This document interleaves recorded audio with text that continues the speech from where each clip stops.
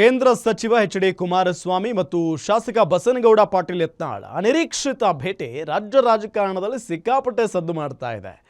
ಹಾಗೂ ಹಲವು ಪ್ರಶ್ನೆಗಳಿಗೆ ಕಾರಣ ಕೂಡ ಆಗಿದೆ. ನಿನ್ನೆ ಬೆಂಗಳೂರಿನಲ್ಲಿ ನಡೆದಂಥ ಖಾಸಗಿ ಕಾರ್ಯಕ್ರಮದ ವೇಳೆ ಇಬ್ಬರು ನಾಯಕರು ಮುಖಾಮುಖಿಯಾಗಿ ಸುಮಾರು ಅರ್ಧ ಗಂಟೆಗಳ ಕಾಲ ಪ್ರತ್ಯೇಕವಾಗಿ ಚರ್ಚೆ ಮಾಡಿದ್ದಾರೆ.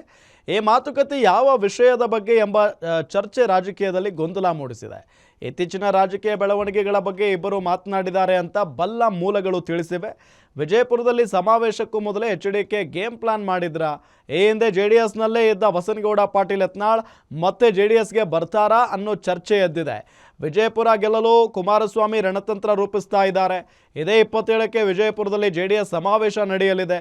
ಅದಕ್ಕೂ ಮುನ್ನ ಡೀಲ್ ಮಾಡಿಕೊಂಡ್ರಾ ಅನ್ನೋದು ಸಿಕ್ಕಾಪಟ್ಟೆ ಕುತೂಹಲಕ್ಕೆ ಕಾರಣ ಆಗಿದೆ.